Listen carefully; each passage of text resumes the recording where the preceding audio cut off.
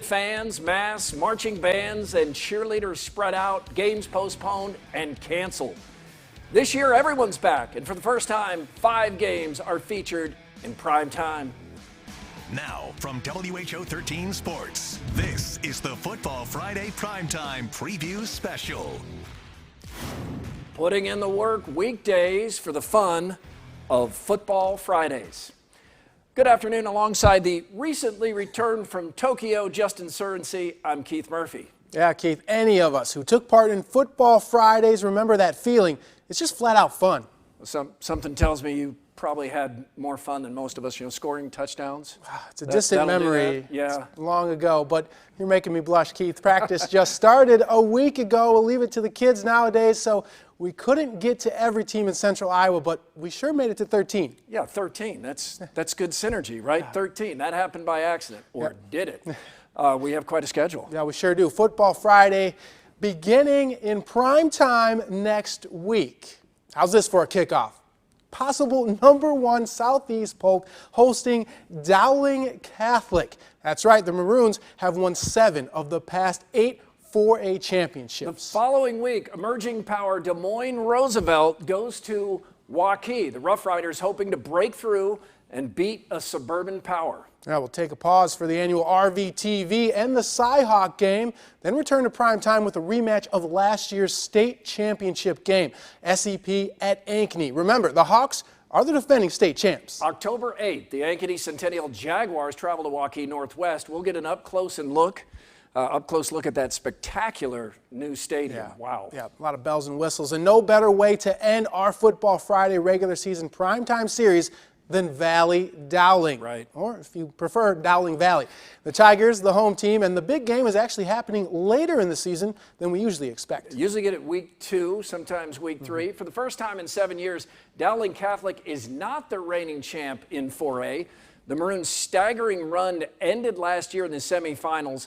Dowling lost to eventual champion Ankeny in overtime. That loss ended the best championship run in Iowa high school sports history. The title streak is done, and Dowling may not be the favorite, but that's fine with the Maroons. I've said all along during that streak we kind of approach everything the same, and this is really no different. I was as proud of last year's team as I was any of them because I felt like we maximized them, and so it just didn't go in our favor, and we got beat by a better team at that point that went on to win the state championship. So sometimes that's what happens. We're just not used to it, and so you move on to the next one. And these kids have done a good job. The loss was tough. It was really tough, and there was a lot of emotion, but it was more of the drive for, all right, we got to come back next year. We got to look. We got to do it. Really puts a chip on your shoulder and makes you want to work harder and just get back to where you were before. Southeast Polk is a popular choice to win it all this year. The Rams fell 1 win short last year. SEP still looking for that first state title. Rams have all the firepower back to make another strong run. Quarterback Jackson Daly will play college ball at Arkansas State next year. Running back Titus Christensen is one of the fastest running backs in the state. And safety Xavier Wampa is rated as a 5-star recruit with offers from all the big boys out there. And junior offensive lineman Caden Proctor, another 5-star recruit, is hearing from all the blue bloods as well. The Rams know all about the hype. Now it's time to back it up.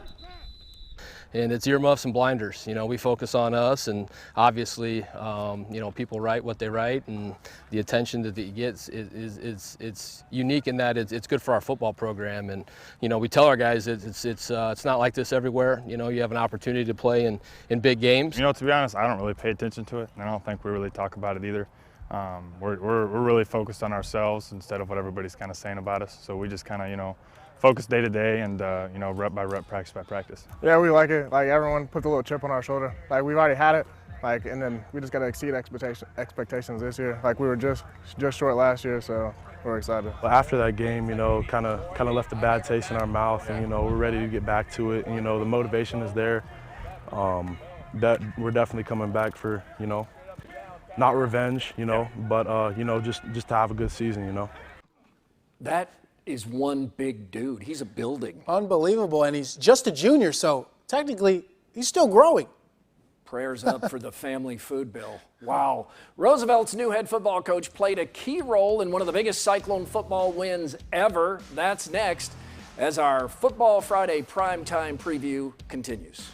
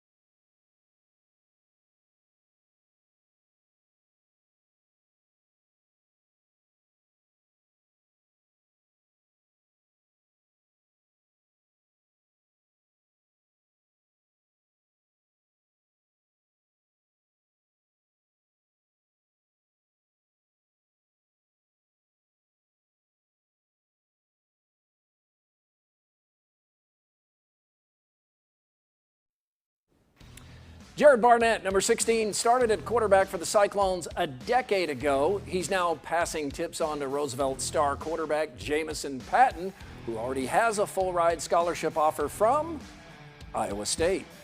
Des Moines Roosevelt had its football season cut short by COVID last year. The Rough Riders played just 2 games. New year and a new head coach. John Sears has more. Drink, hey, but we're rolling today. You with me? Okay, hey, have some fun.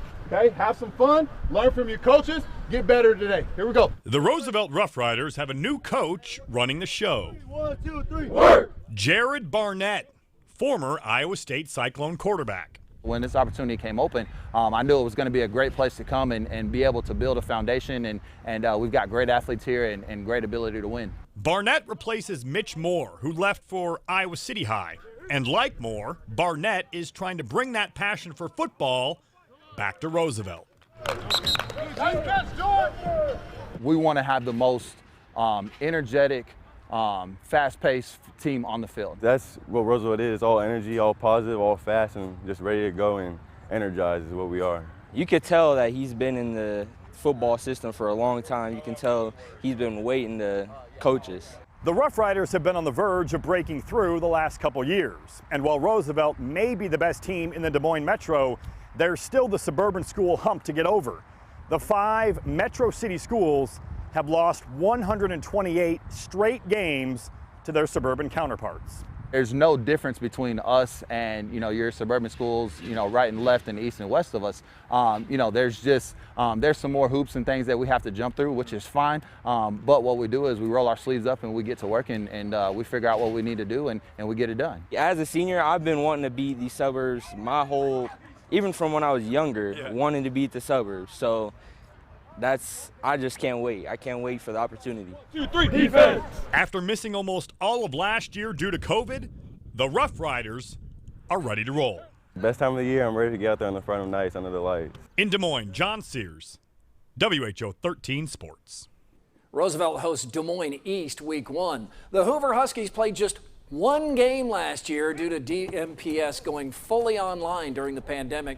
Then after graduation, Hoover lost 22 seniors and returns just 2 starters this season. So this is basically like a second year one for head coach Tyrone Tyler and the Huskies. 1-0 feels good, but getting one game after all the preparation is devastating and frustrating. So now, yeah, it is year one because the 22 kids that I had worked with, or the 40-some kids losing the 22, I am starting over. Last year he came from Dowling, and he also coaches Blaze. So he coaches Goldman, and he coaches 6-time state champs. So the energy that they had, he brought it to us. We just working real hard trying to get best season possible. I think we just really have to listen and pay attention and, learn how to give tough love and criticism and not take it to heart and stuff like that. But so far we're doing great. Hoover will play more than one game this season, we expect. They'll start with a road trip to Des Moines North, then host Des Moines Christian Week 2.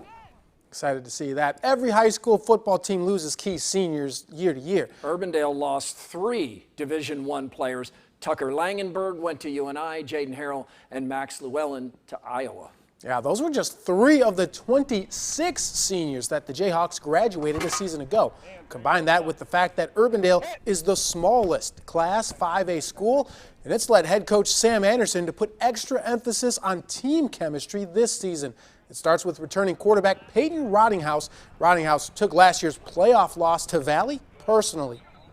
Last year, ever since that Valley game, I really wanted to step up as a leader, get my teammates working in the offseason, throwing routes, just getting each other together.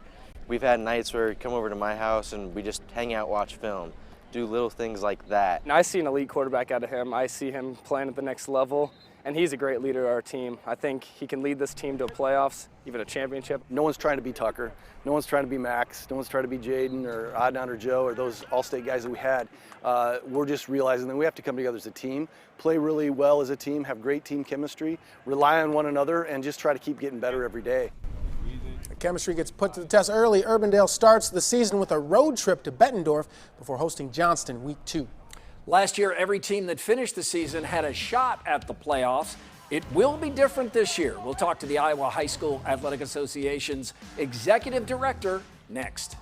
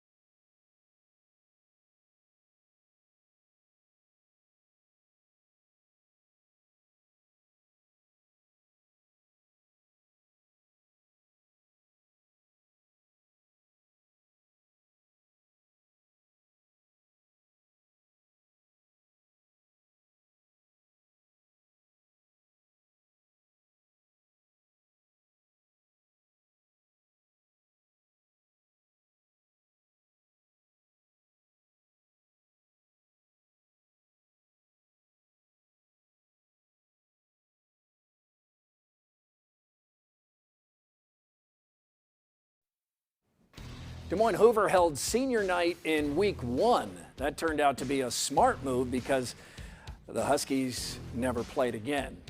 I'm Keith Murphy, now joined by Tom Keating, Executive Director of the Iowa High School Athletic Association.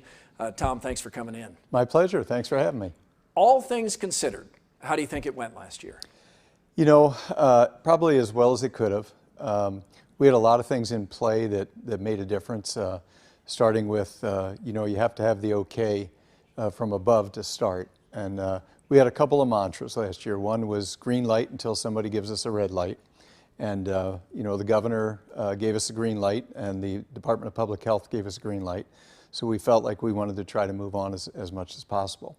The second was keep the main thing, and that was getting kids on the field, on the court, on the mat, in the pool, on the courses. And, you know, the rest of it, while some people were disappointed with fan capacities or, you know, other elements of the event, cheerleading, band, et cetera, we had to kind of focus on that competition part. And so we tried to do that. It went well because we had administrators, coaches, officials, players, and quite frankly, fans who were willing to do everything that was necessary to make sure that we were able to have a season. In many ways, Iowa led the return to sports across the country. People were watching us. This year, as COVID protocols go, who makes the decision on what each school is going to do or what each school district is going to do? You know, we've had a pattern since we got back at it, and that was your local county health department determines what those protocols are going to be. And, you know, and most of that is because we have different things going on in different counties. Some parts of the state are a little bit more intense in terms of cases, and others are less so. And so the county health departments are making decisions about lots of things, and we just felt like sports should probably be one of those. Every team that could still play was in the playoffs last year. What's new this year? What changes year to year? Well, this year, you know, we're going back to qualifiers. And as you know, we've kind of manipulated that just a little bit at the recommendation of our advisory committees and our classification committee. And so we'll have an additional class of football. We'll have a 5A, which is, you know, those top schools in terms of enrollment. And then we've expanded the playoff field for 8-player through 2A. So they'll have 32 qualifiers rather than 16. A lot of discussion about the gap between the haves and have-nots, in some cases the public schools and the private schools. What are you trying to do, or what kind of feedback are you getting to try to close that gap? You know, I think it's a challenging goal, but a very worthy goal. And what we want to do is try to do something that's going to have a lasting impact and not something that's going to just have a short-term impact. So we really feel like it's a case of we need to get schools, families, and communities, and by that I include the business community, involved. There's no secret that the success of high school age athletes is you know, in great part determined by what happens between 5th grade and 8th grade. And there are lots of communities that don't have the opportunities that maybe some other communities have. And we need to try to figure out a way to get those younger kids exposure and opportunities in sports so that they too come into the high school prepared and quite frankly familiar with how that works and get them enthused about being part of it. Now, there aren't really easy answers. Everybody wants it to be as competitive as possible, but there's not a magic wand you can wave at it. I've tried to think of one, but I haven't come up with anything Right. yet. You know, it's interesting. We go to the national meeting every year of all the state associations, and this topic comes up every year. And there are probably, in 50 states, there are probably, you know, 20 different ways that people try to do things, and nobody has the perfect answer. They keep trying to refine it. So it is complex, but I do think if we can get schools, families, and business communities involved, we can level the playing field a little bit in that 5th to 8th grade period of time, and I think you'll see some great results as a result of that. We did one of these primetime games last year. We had the second one. Dowling Valley was, or Valley Dowling if you prefer, canceled by COVID outbreak. 5 games scheduled right now. What do you think of this? I like it a lot. You know, anything that gives our young people exposure and shows the great things that come from being a participant in some sort of an activity is a really good thing. So I'm excited. I was actually at the game last year that you guys did, and I thought it went really, really well. And I'm looking forward to seeing what you do with it this year. Tom Keating, pleasure to have you here. Thank you. Absolutely, my pleasure as well. Last year, we watched the new Waukee Northwest Stadium being built. Wow, it's done now, and we'll check in on the Wolves when the Football Friday primetime preview returns.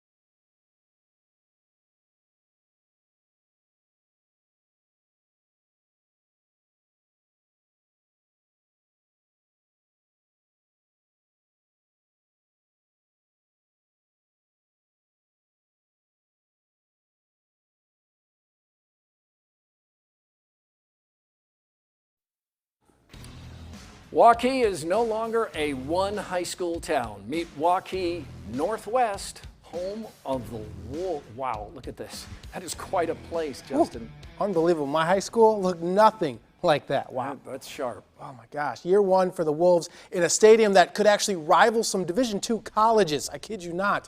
Northwest is now number 13 on the state enrollment scale, but the Wolves still feel like they can be one of the top 5A schools in the entire state. New program, new stadium, new colors. Everything is new, and that's exciting for these Wolves. And you hear a lot of people that are saying that, hey, you know, this is going to be a great place to be long term. But you know, these guys, their mindset, they want to be good right now. They don't want to wait, you know, 1 or 2 years. They want to compete right out of the gate. And so I think that's their mindset, and that's the mindset we have for the season. Our talent's kind of cut in half, but that shouldn't matter. You know, as a team, if you want to be a good team, you have to find your edge, and we're finding our edge right now. And it's just a really good opportunity for us as seniors to really be the leaders of this team and then set the traditions and everything to come for years to come. It's definitely a big change, but I think the word we're looking for is opportunity. I think it's just a big opportunity that, especially the senior class, we get to lead these guys out here, and opportunity that we get to make this new school our own, and that we get to show what the Northwest Wolves can do. The first Northwest football game in history will be a challenging one at West Des Moines Valley. Wolves look sharp. The original Waukee High School used to be the largest school in the state. Not anymore. Not after the split. Warriors now 20th in enrollment. Waukee is now led by Gabe Baker back in Central Iowa. Baker, Taught at Valley out of college, then coached at Pleasantville for 5 years and spent the past 4 years at Clear Creek Amana. Waukee has a tradition of winning seasons and playoff appearances, and the Warriors are ready to keep that rolling. Oh, anytime you split a school, it doesn't matter what size, there's going to be a lot of challenges. But there's also a lot of fun because you get to start your own culture, the whole athletic culture, the whole programs culture, the whole community culture. That's what we're trying to prove. We're trying to get these kids to understand that it takes what it takes, and we're going to get this thing done the way we want to do it. I think we have a very big opportunity. We have a very big chip on our shoulder. You know, a lot of people expect us to play very bad, but I think we'll surprise a lot of people this year. Yeah, we're hoping we could, show what Waukee is still about, and even though those guys left, I think we could still bring competition in every game we play. Wish I had that hair. Waukee travels to defending state champion Ankeny in week 1. Then the Warriors host Roosevelt right here on WHO 13 week 2. One of the biggest shockers of last football season was also bad news for Dallas Center Grimes. Yeah, the Mustangs come into this year focused on redemption. At Mustangs practice, the memory of a 49-7 playoff loss to Carlisle still looms large. The Mustangs went 6-0 in the regular season before that loss. DCG should start the season ranked in the top 10 in Class 4A, but the Mustangs will not forget the any given Friday rule.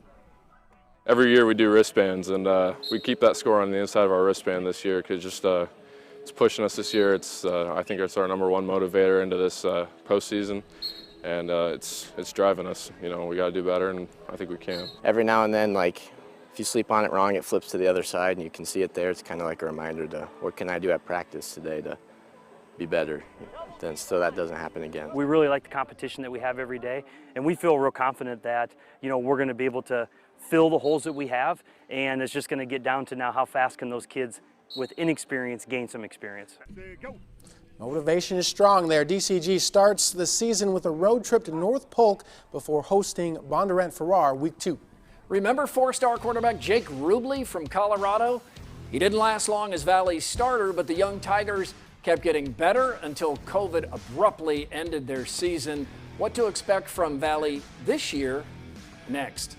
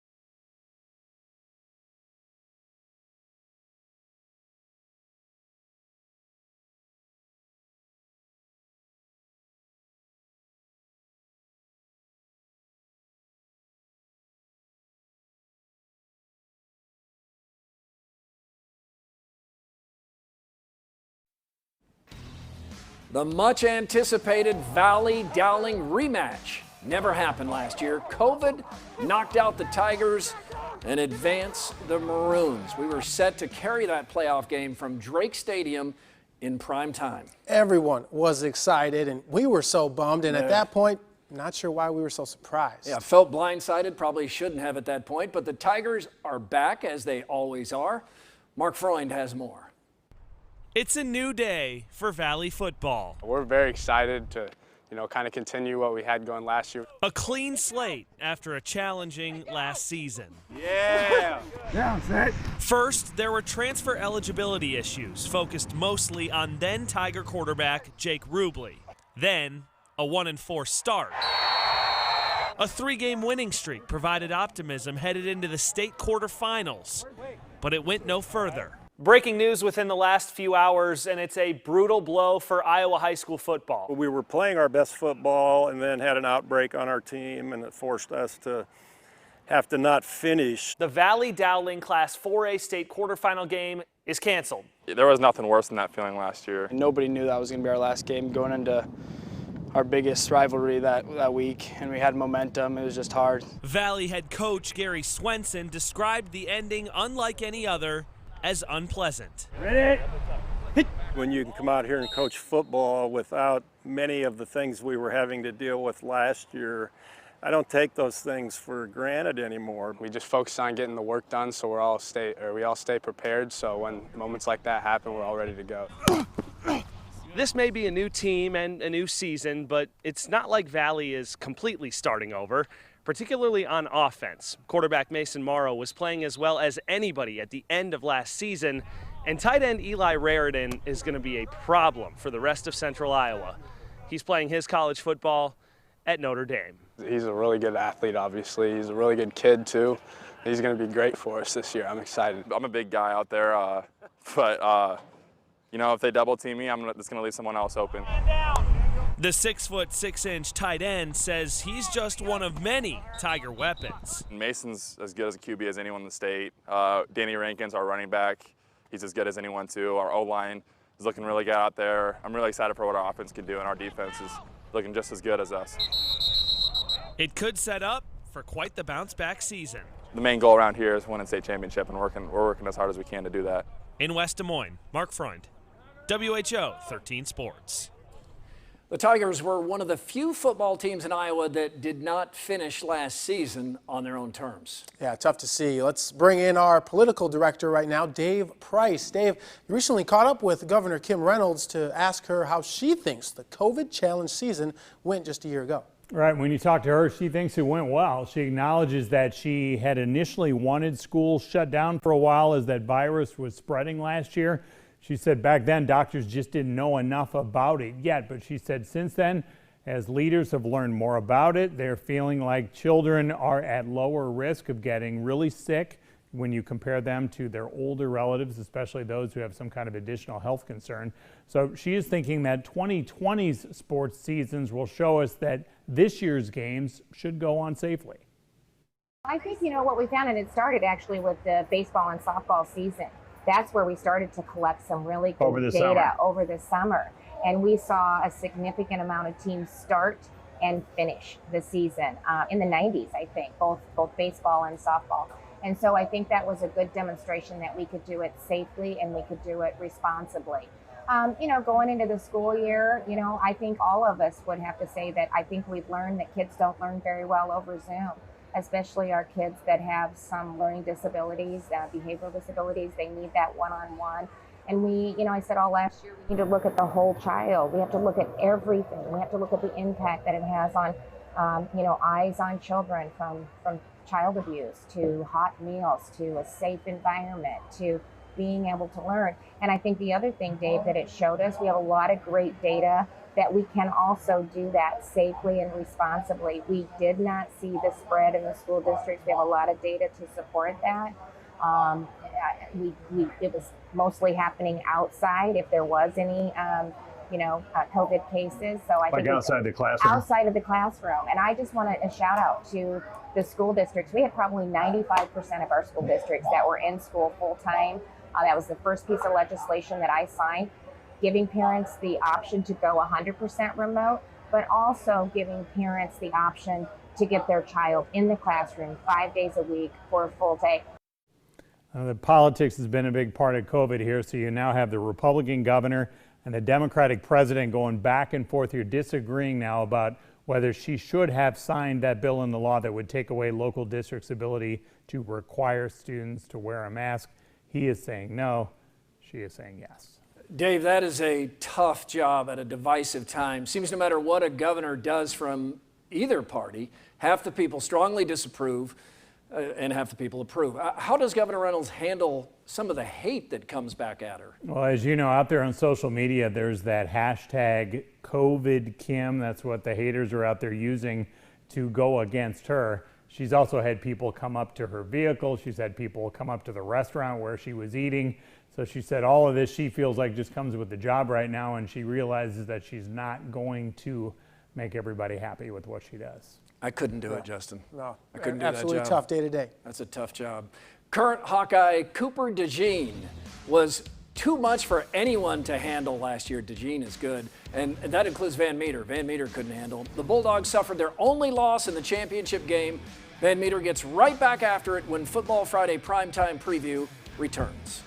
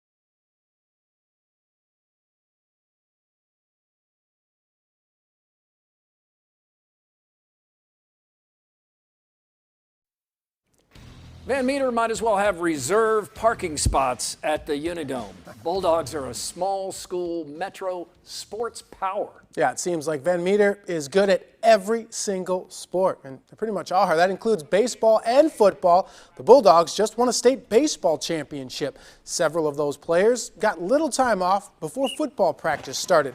Van Meter has established itself as a 1A power with 6 straight dome trips, and with more than 80 kids out for football, will be a favorite to get back there. After back-to-back years with losses in the state championship game, the Dogs hope this year they can finish the job. Riding back on the bus after that, it was just like not a good feeling, you know, not something you really wanted. And that means this year we really need to work harder. Going into the off season, you definitely saw a different look in people's eyes that we wanted to get better. We want to get bigger, faster, stronger. So, wouldn't happen again. We've got 17 seniors out. They've all been great leaders in the off season, and that's where I think where you really establish those leadership roles. And with all of them taking such ownership and holding each other and the team accountable, I trust all 17 of them. There's a lot of talk going on. We try to not focus on that. We just try to focus on what we can, and that's right now is week 1, Earlham. You just heard it from Jack Pettit, who's a touchdown-making machine. Week 1, Earlham at Van Meter. The Indianola Indians won their first playoff game in 34 years last year. Indianola knocked off Johnston before losing at Waukee in the second round. Indianola stays in Class 4A while most of the schools it's used to playing, like Waukee, jump up to 5A. Indianola has a chance to make some noise in 4A. A lot of the seniors, we have big goals for this year, making playoffs obviously last year, which is a big step for us, but obviously we want to take it to the next level and get to the Dome, so that's our goal. We were fortunate enough to stay down in 4A with teams more our size, and obviously that brings a lot of excitement to our team. A lot of good football teams in 4A, and we understand that, but we feel in the postseason we could make a run if we get that opportunity. Indianola hosts Centennial Week 1, then the Indians travel to Glenwood. Last time we saw Ankeny, the Hawks were celebrating a Class 4A state championship with an impressive win over Southeast Polk and all Central Iowa final. When we return, a preview of both Ankeny High Schools, Hawks and Jags.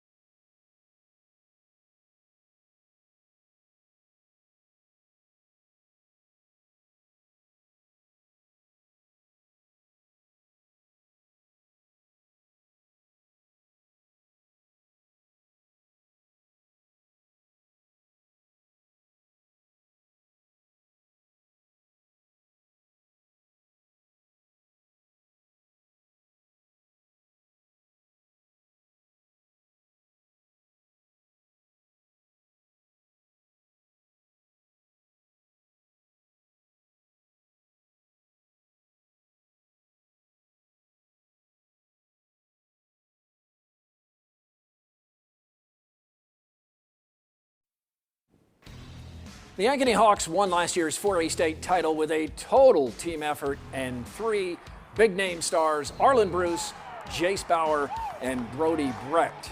Those 3 stars, along with others, graduated. Now, that doesn't mean Ankeny won't be a title contender again. The Hawks know what it takes to win it all, and they're out at practice sacrificing once again. Ankeny won't sneak up on anyone this time. Everyone knows Coach Rick Nelson and the Hawks are defending champions. So Ankeny works hard and prepares for everyone's best shot.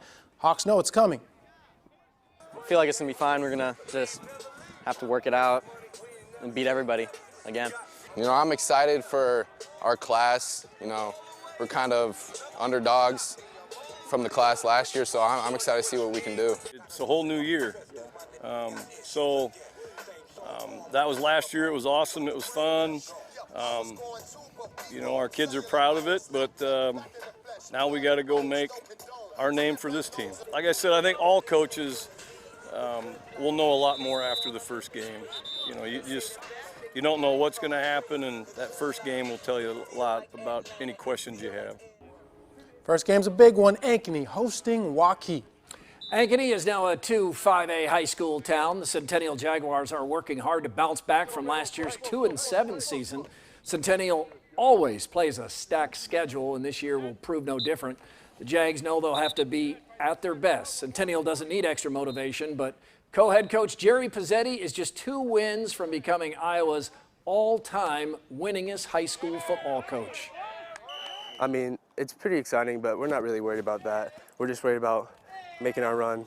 It'll be exciting, but I'm sure that, you know, that's not the most important thing on his plate. It's just going to be the game we're playing and then the next game, and that's how any coach is. Those things take care of themselves.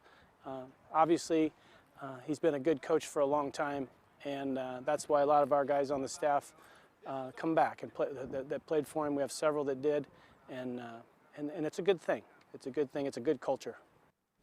Pizzetti ties the legendary Dick tie when Centennial wins its next game. First chance at Indianola. When Football Friday primetime preview kicks off in 8 days, what can we expect for weather? I think Jackson Daly was checking the 13 Now app there maybe. Weather guru Ed Wilson joins us live next.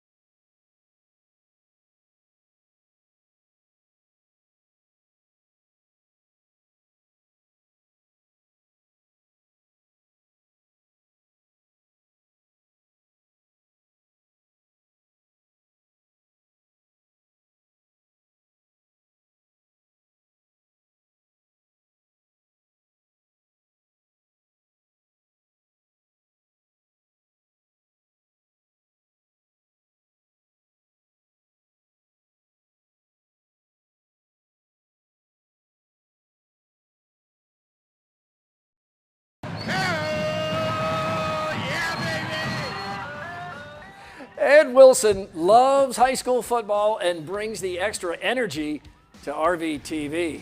Justin, it's so nice Ed is able to overcome his inherent shyness. Yeah, I think the Megger Doppler S people thought it was shyness, but Right. he's breaking out of that too.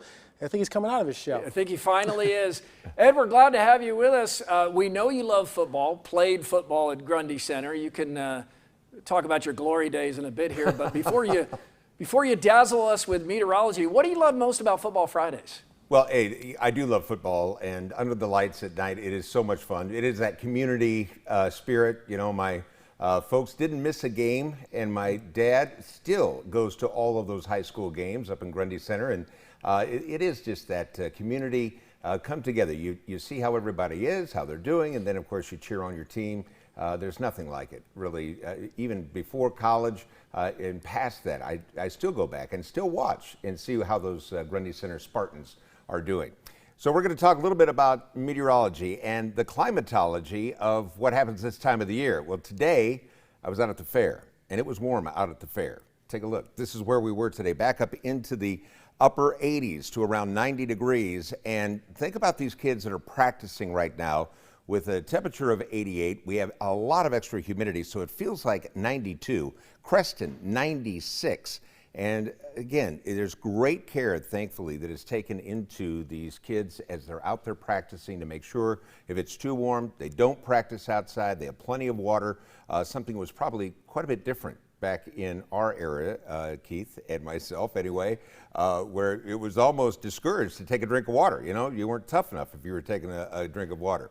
But this is our average. Week one, we will see temperatures usually in the mid-70s to start, and at that last whistle, 71 degrees. So we take you through the rest of the season, and as you can see, this goes all the way from the 70s back into the 50s, and then finally the 40s, the upper 40s by the end of October. That overnight low usually doesn't get below freezing, but it certainly can. We've played in snow. So sunset also ranging from 7:55 in the evening until 6:13 by October 29th. Staircase. Wow. That's a staircase. It is a staircase, and that was a staircase right there that was built by our own Brett McIntyre. He put all of that together, as I've been out at the fair every day, but he has done a great job, and of course, a huge football fanatic, and he enjoys seeing that. Now I'm going to take it out on a limb here just a little bit, guys. This is what we're expecting for for the first game for Football Friday. 80s for next Friday, 70s for the lows. Right now, it looks great. It looks sunny, and it looks like a south breeze. Temperatures, though, much cooler for the most part than what we're seeing today, although 80s are not that extraordinary this time of the year. I do remember sweating through some of that thinking, man, I am not going to make 2-a-days. How is that going to happen? We started with 3-a-days my freshman year, and then those were rolled out. That was too much. And Justin here is probably trying to think, what are we talking about? Yeah, you could not have water. And Ed, as hard as this is to believe, they would hand you salt tablets. Salt tablets. Yes. You'd reach your hand down, and like the worst thing you could possibly do when you're already dehydrated, take salt tablets, no water, and then take salt tablets. How are we alive? I don't know. And it was in a jar. I don't know if but like a Cheetos Puffs jar, you know, one of those great big, about that size, but full of salt tablets. So thankfully, things have changed. Justin, back in our day, we'd walk to school uphill both ways. The worst competition was just trying to get through practice. Keith and I both had gray hair by the time we were seniors. Yeah, you know why. Ed, we roped you into RVTV. We love you on RVTV. How about joining us for Football Fridays? I'll take you up on that. I am all over that. That's going to be so much fun, especially after being at the fair all this week. This has just kind of given me a little bit of a boost to get ready for both of those events. It's going to be fun to be with you guys. All the salt tablets you can eat. Love that. More Mr. Ed for everyone to love. Hey, this was fun, Justin. I'm officially ready for football. Amazing. Yeah, I'm always ready for football. From Olympics to Football Friday primetime, which... Ooh, I love both. Yeah, I love to do both. This one, I'm not being tracked daily with COVID and my whereabouts. No tests going on, so I love that. All right, that's going to do it for us. Please join us a week from Friday. Dowling at Southeast Polk for Mr. Ed, for Dave, for John, Mark, the entire crew, for Justin. Enjoy the football season.